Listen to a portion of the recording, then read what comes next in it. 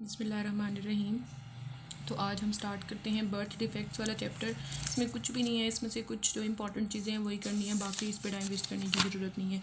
सबसे पहले यहाँ पर इन्होंने टेरेटोलॉजी की डेफिनेशन बताई हुई है, सिंपल थी 3 लाइनों में। इसको आप हाईलाइट कर लें। इसमें सिर्फ ये बताया हुआ है कि जो टेरेटोलॉजी है वो हमारे पास एम्ब्रियोलॉजी की और पैथोलॉजी की ब्रांच है, जिसमें हम डेवलपमेंटल एनाटमी और उसकी जो प्रोडक्शन वगैरह है उसके बारे में पढ़ते हैं, और दूसरा जो मेल फॉर्म्ड एम्ब्रियोज और फीटसेस बनते हैं उनकी क्लासिफिकेशन के बारे में पढ़ते हैं। ठीक हो गया। उसके बाद यहाँ पर ये टॉपिक है न्यूमेरिक क्रोमोसोमल एबनॉर्मेलिटीज़। इसमें उन्होंने एक बात की भी है, नॉन डिसजंक्शन। नॉन डिसजंक्शन का मतलब क्या है कि जब सेल डिवीजन होती है, चाहे माइटोसिस के थ्रू हो या चाहे मियोसिस के थ्रू हो, उसके अंदर हमारे पास एरर आ जाता है। एरर इस तरह से आता है कि जो दो क्रोमेटिड क्रोमोसोम्स होते हैं या दो होमोलोगस क्रोमोसोम होते हैं वो सेपरेट नहीं हो पाते। ठीक है, तो ऐसा होता है कि एक डॉटर सेल में सारे चले जाते हैं, बाकी डॉटर सेल को कुछ भी नहीं मिलता। ठीक हो गया। और ये नॉन डिसजंक्शन हमारे पास मैटरनल क्यूमेटोजेनेसिस की भी हो सकती है और मैटरनल यानी कि मेल में भी हो सकती है, फीमेल में भी हो सकती है। ठीक हो गया। उसके अलावा हमारे पास बताया हुआ है कि मतलब वही के होमोलोगस क्रोमोसोम होते हैं हमारे पास जो पेयर्ड होते हैं। ठीक है, जो ऑटोसोम्स होते हैं 22 पेयर ऑफ ऑटोसोम मेल के अंदर, फीमेल मेल दोनों में होते हैं। उसमें एक्स कॉम्प्लीमेंट होता है, 2 एक्स कॉम्प्लीमेंट होते हैं फीमेल में, और मेल में हमारे पास एक एक्स होता है और एक वाई होता है। ठीक हो गया। उसके बाद हमारे पास इसमें से ये टॉपिक करना है एनियोप्लॉइडी एंड पोलीप्लॉइडी। एनियोप्लॉइडी और पोलीप्लॉइडी का मतलब क्या है।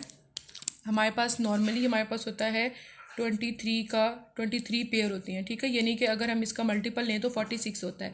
तो हमारे पास एनियोप्लॉइडी में क्या होता है कि 23 का मल्टीपल 46 नहीं बनता, एक क्रोमोसोम मिसिंग होता है, या तो वो 45 होता है या फिर वो 47 होता है। ठीक हो गया। तो इसमें उन्होंने यहाँ पे उसकी डेफिनेशन लिखी हुई है, The aneuploid is an individual who has a chromosome number that is not an exact multiple of haploid number। ठीक है, इसमें एग्जांपल आ जाती है टर्नर सिंड्रोम की। ठीक है, जिसमें हमारे पास 45x होता है। ठीक है, उसके बाद हमारे पास पोलीप्लॉइडी हमारे पास वो है जिसमें हमारे पास 23 का मल्टीपल तो होगा, लेकिन जो हैप्लॉइड का मल्टीपल होगा, लेकिन वो हैप्लॉइड का मल्टीपल एग्जैक्ट डिप्लॉइड नहीं होगा बल्कि उससे ज़्यादा होगा। यानी कि 23 था तो इसका मल्टीपल 46 था, और इस 46 की जगह बनेगा हमारे पास 69।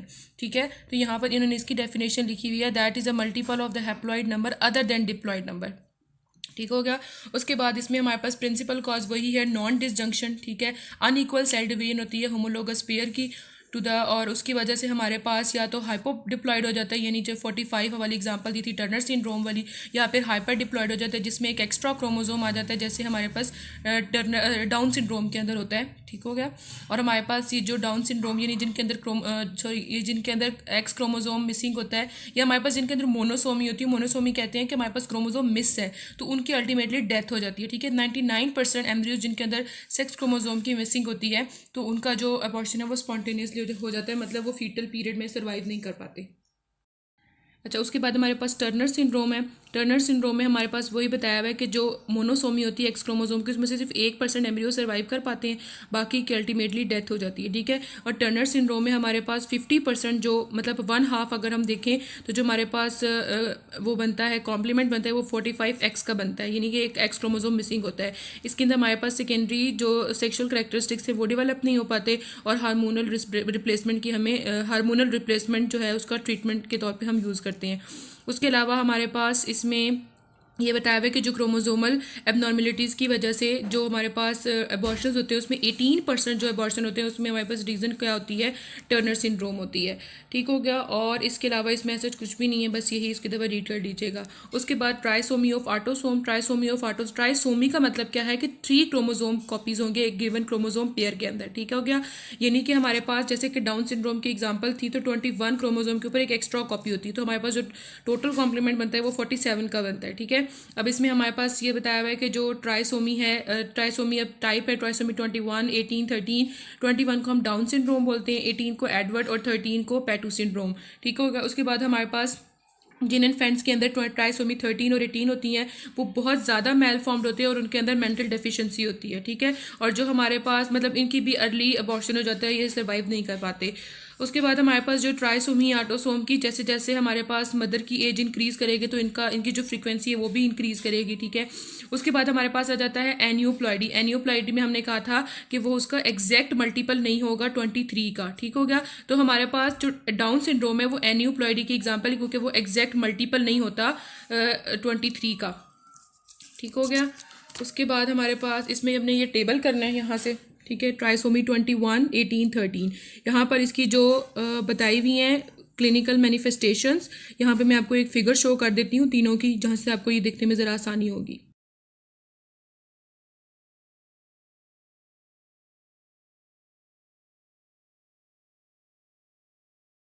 जैसे ट्राइसोमी ऑटोसोम्स की होती है, ऐसे ट्राइसोमी हमारे पास XX क्रोमोसोम्स की भी होती है। अगर हमारे पास 47 के साथ मतलब एक एक्स कॉम्प्लीमेंट एक्स्ट्रा आ जाए तो हमारे पास जो उसका जेंडर होगा वो फीमेल होगी और उसके हमारे पास अपीयरेंस नॉर्मल होगी, फर्टाइल होगी, लेकिन हमारे पास 15 to 20% केसेस में माइल्डली मेंटल डेफिशिएंसी होगी। इसी तरह अगर हमारे पास ये वाला कॉम्प्लीमेंट देखें, अगर हमारे पास जो एक्स्ट्रा है वो वाई आ रहा है तो हमारे पास इस सिंड्रोम को हम बोलते हैं क्लाइनफेल्टर सिंड्रोम। इसमें स्मॉल टेस्टिड होती हैं, ठीक है, हाइलिनाइजेशन होती है सेमिनिफेरस टिब्यूल्स की, और इसके अंदर इनके अंदर गाइनोमेस्टिया होता है, ठीक हो गया। और इसकी भी मैं आपको इमेज शो कर दूंगी। उसके बाद XYY, इसका भी हमारे पास मेल होगा, नॉर्मल अपीयरेंस होगा, टॉल होगा। जो इंपॉर्टेंट बात है वो क्या है कि उसके अंदर एग्रेसिव बिहेवियर पाया जाएगा। स्ट्रक्चरल क्रोमोसोमल एबनॉर्मेलिटीज़ का मतलब क्या है कि जो जब क्रोमोसोमल की ब्रेकेज होती है ना, तो उसकी वजह से हमारे पास जो एबनॉर्मल कॉम्बिनेशंस होते हैं क्रोमोसोम के, तो उसमें हमारे पास आ जाती हैं 2-3। अब इसकी रीज़न क्या है, मतलब वही इन्वायरमेंटल फैक्टर है, वायरल इन्फेक्शन है, ड्रग्स हैं, और वही उसकी वजह से वो कॉज हो रही है, ठीक हो गया। अब इसमें हमारे पास इसकी दो ही हैं, ठीक है, एक ट्रांसलोकेशन है और डिलीशन है। ट्रांसलोकेशन में क्या होता है कि एक होमोलोगस क्रोमोसोम से कोई पीस जो है ना ट्रांसफ़र होता है to the non homologous pair, ठीक हो गया। और अगर हमारे पास ये जो ट्रांसफ़र हुआ है होमोलोगस टू नॉन होमोलोगस, तो अगर ये दोनों में अगर इसमें हमारे पास दोनों ही नॉन होमोलोगस होंगे तो फिर हम इसको बोलेंगे रेसिप्रोकल ट्रांसलोकेशन, ठीक है। और ट्रांसलोकेशन की वजह से हमारे पास ज़रूरी नहीं है कि अब नॉर्मल डेवलपमेंट हो, ठीक है। उसके बाद हमारे उन्होंने जैसे एग्जाम्पल दी हुई कि अगर हमारी ट्रांसलोकेशन होती है 21 और 14 के दरमियान, तो वो कह रहे हैं कि ये एक बैलेंस ट्रांसलोकेशन कैरियर्स हैं, ठीक है, और इसमें हमारे पास वो फिनोटिपिकली नॉर्मल होंगे। उसके बाद हमारे पास ये बताया हुआ है कि जो हमारे पास 3 to 4% इन्फेंट्स होते हैं डाउन सिंड्रोम के, उनके अंदर ट्रांसलोकेशन ट्राइसोमीज पाई जाती है, मतलब जो एक्स्ट्रा क्रोमोसोम है वो 21 के साथ अटैच होता है, हमें ये बात पता है। उसके बाद डिलीशन में हमारे पास क्या होता है कि एक जब क्रोमोसोम ब्रेक होता है, ठीक है, तो वो अपना वो पार्ट लूज कर देता है, ठीक है। अगर अब ज़्यादातर क्या होता है कि अगर ये क्रोमोसोम है तो उसकी पार्शियल जो है ना डिलीशन होती है उसकी टर्मिनल पार्ट की, ठीक है। क्रोमोसोम 5 के अंदर ये एग्जांपल दी हुई है, उसकी वजह से जो सिंड्रोम होता है क्राई डू चैट सिंड्रोम, ठीक है। ये इन्होंने इसकी पिक्चर भी शो की। इसमें होता क्या है कि जो इन्फेंट्स हैं वो उनका जो माइक्रोकेफेली होती है, मतलब स्मॉल सर का साइज छोटा होता है, ठीक है, मेंटल डेफिशिएंसी, हार्ट डिजीजेज, और उसके अलावा हमारे पास वीक कैट लाइक क्राई वो लोग करते हैं, ठीक है, ये इसका स्पेशल फीचर है। उसके बाद रिंग क्रोमोसोम में क्या है कि जो हमारे पास डिलीटेड क्रोमोसोम्स होंगे, मतलब इसके अंदर रिंग क्रोमोसोम में क्या होगा कि अगर ये हमारे पास क्रोमोसोम है तो उसके दोनों एंड से हमारे पास जो है ना क्रोमोसोम ब्रेक होंगे, और क्रोमोसोम ब्रेक होकर वो रिंग्स ही बना देंगे, जैसे कि इस एग्जांपल में ये दिखाया हुआ है, ठीक हो गया। उसके बाद हमारे पास रिंग क्रोमोसोम्स रेयर होते हैं, ठीक है, लेकिन ये तकरीबन जितने भी क्रोमोसोम्स होते हैं, क्रोमोसोमल एबनॉर्मेलिटीज़ होती हैं, उसके अंदर पाए जाते हैं। अब इन एबनॉर्मल क्रोमोसोम के अगर हम देखें जिनके अंदर ऐसी डिलीशन वाली चीज़ हो रही होती है, हमारे पास टर्नर सिंड्रोम आ जाता है, एडवर्ड सिंड्रोम आ जाता है, और मतलब बस। अच्छा, आइसोक्रोमोसोम है हमारे पास, हम इसमें ये है कि अगर ये नॉर्मल क्रोमोसोम है, ठीक है, अगर हम क्रोमेटिड ड्रॉ कर लेते हैं तो हमारे पास ये दरमियान में सेंट्रोमेयर है, ठीक है। तो नॉर्मली हमारे पास जो होता है ये यूँ, ठीक है, तो हमारे पास लॉन्गिट्यूडनली इसकी डिवीजन होती है, ठीक है, नॉर्मली। लेकिन अगर हमारे पास क्या होगा, सेंट्रोमेयर जो है वो ट्रांसवर्सली डिवाइड करे तो उस कंडीशन में क्या होगा कि एक आर्म मिस हो जाएगी और दूसरी जो है वो डुप्लीकेट हो जाएगी। इस वजह से हमारे पास क्रोमोसोमल एबनॉर्मेलिटीज़ होती हैं, ठीक है। और ऐसे लोगों के अंदर उनका जो कद होता है मतलब वो छोटे होते हैं, ठीक है। और उसके अलावा टर्नर सिंड्रोम अगर हम देखें तो वो भी, उसमें भी ये कैरेक्टरिस्टिक पाई जाती है। और हमारे पास ये जिसके अंदर जो आर्म लॉस्ट होती है वो ज़्यादातर एक्स क्रोमोसोम की लॉस्ट होती है। बाकी इसमें से ये 20.6 का टेबल है, इसमें से सिर्फ नाम याद करने हैं। Teratogens that cause human birth defects, सिर्फ एजेंट्स के नाम याद करने हैं, कि डिस्क्रिप्शन नहीं याद करनी। इसमें अल्कोहल है, एंड्रोजेंस आ जाते हैं, कोकेन है, आइसोटेराटिन है, लिथियम कार्बोनेट, मेथोट्रेक्सेट, ठीक हो गया, फेनिटोइन, टेट्रासाइक्लिन, थैलेडोमाइड, ठीक है। इसमें से बस अपने एक दफ़ा इसके नाम याद कर लेने हैं। उसके बाद हमारे पास इसमें से और कुछ, हाँ, ये हमारे पास ना यहाँ पर ये 2 पेजेस हैं, यहाँ पर हमारे पास जो इंपॉर्टेंट पॉइंट है आपने उनको बस हाईलाइट कर लेना है। जैसे हमारे पास आ जाते हैं ट्रैंक्विलाइजर, जिसमें जाते हैं थैलेडोमाइड, हमने पढ़ा था लिम्ब की डेवलपमेंट में, ये हमारे पास लिम्ब की डेवलपमेंट में अफेक्ट करता है, ठीक है, उसमें इंटरफेयर करता है, और जो कॉज करता है मीरोमीलिया, ए मीलिया। तो मीरोमीलिया क्या है कि एक पार्ट एब्सेंस होगा कोई पार्ट एब्सेंस होगा लिम्ब का, एमीलिया मतलब लिम्ब भी नहीं होगी, ठीक हो गया। इसी तरह हमारे पास इसकी और क्या बताया हुआ है कि जो थीलोडोमाइड है ये एबनॉर्मलिटीज़ कॉज करता है 20 to 36 डेज आफ्टर फर्टिलाइजेशन। ये बात इसमें इंपॉर्टेंट थी, इसको अंडरलाइन कर लेना है, ठीक है। उसके बाद हमारे पास आ जाता है साइकोट्रॉपिक ड्रग्स। ये जो साइकोट्रॉपिक ड्रग्स है इसमें हमारे पास लिथियम जो है वो वाले बर्थ डिफेक्ट्स कॉज करते हैं जिसमें हार्ट और ब्लड वेसल्स इन्वॉल्व होती हैं, ठीक है। और जो लिथियम कार्बोनेट है ये बहुत जाना जाया वाला हमारे पास जो है ना ह्यूमन टेराटोजेन है। उसके बाद हमारे पास लिखा हुआ है बेंजोडाइएज़ेपाइंस, ठीक है। इसमें ये दो नाम है, ये आपने याद कर लेना है। ये हमारे पास वो मतलब नॉर्मली हमारे पास ये प्रिस्क्राइब की जाती हैं प्रेग्नेंट वुमेन को, लेकिन ये ड्रग्स जो हैं ये प्लेसेंटल बैरियर को क्रॉस कर जाती हैं और फिर जब इनका फर्स्ट ट्राइमेस्टर ऑफ प्रेगनेंसी में यूज़ होता है तो ये क्रेनियोफेशियल एबनॉर्मलिटीज़ कॉज करती हैं नियोनेट्स के अंदर, ठीक है। उसके अलावा हमारे पास सेलेक्टिव सेरोटोनिन री अपटेक इनहिबिटर्स हैं जो कि प्रेगनेंसी में यूज़ होते हैं, लेकिन फिर उसकी वजह से भी जो मसले मसाइल आ जाते हैं, pulmonary hypertension, neuro behavioural disorders, ठीक है। मतलब एक दो बातें आप इसमें से याद कर लेनी है। उसके बाद इलेक्ट्रिक ड्रग्स, इसमें हमारे पास जैसे कि कोकीन वगैरह है, ठीक है। ये हमारे पास वाइडली यूज ड्रग है among the women of child bearing age. Pakistan में तो नहीं है लेकिन अदर कंट्रीज में होती है, तो उसकी वजह से placental abruption, abortion, prematurity, intrauterine growth restriction. अच्छा, इंट्रायूट्राइन ग्रोथ रिस्ट्रिक्शन क्या है कि उसकी ग्रोथ ठीक तरीके से नहीं हो पाएगी, मतलब उसके जो मेजरमेंट है हेड की, सर्कमफेरेंस की, एब्डोमिनल सर्कमफेरेंस, वो सही तरह से नहीं होता। और उसके अलावा जो हमारे पास इस वजह से लो बर्थ वेट इन्फेंट्स भी पैदा होते हैं, फिर जिनका सर्वाइवल टाइम जो है वो बहुत कम होता है। इसी तरह हमारे पास मैथाडोन है जो कि हमारे पास मॉर्फिन और क्या नाम है हीरोइन एडिक्शन के जो लोग होते हैं उनके अंदर हम यूज़ करते हैं, ठीक है। लेकिन ये भी एक बिहेवियरल टेराटोजन है जिसकी वजह से मसले मसाइल आते हैं। उसके अलावा हमारे पास ये CNS dysfunction, low birth infants, smaller head circumference, मतलब ये बात मैंने आपको पीछे बताई है, वही इसकी वजह से कॉज होती है। उसके अलावा हमारे पास इसमें ऑर्गेनिक मरकरी है। ऑर्गेनिक मरकरी की वजह से एक डिजीज़ होती है मिनामेटा डिजीज़। मिनामेटा डिजीज़ में क्या होता है कि हमारे पास उसका न्यूरोलॉजिकल और बिहेवियरल डिस्टर्बेंसेस प्रोड्यूस होती हैं और जिसकी वजह से जो सेरिब्रल पाल्सी की तरह होती है, ठीक है। उसके बाद हमारे पास इसमें और कुछ इतना कोई खास नहीं बताया, मेंटल डेफिशिएंसी या ब्लाइंडनेस है, ठीक हो गया। उसके बाद लेड हमारे पास प्लेसेंटल मेम्ब्रेन को क्रॉस कर जाती है, फीटल टिश्यूज़ में एक्यूमुलेट हो जाती है और उधर जाके जी फिर अबॉर्शन का चांस बढ़ा देती है, fetal defects, intrauterine growth restrictions और फंक्शनल डिफेक्ट्स वगैरह, ठीक हो गया।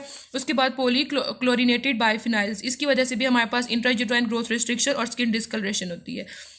उसके बाद हमारे पास कंजेनिटल रुबेला, ठीक है। इसको ज़रा से एक दफ़ा से देख लेना है सही तरह से।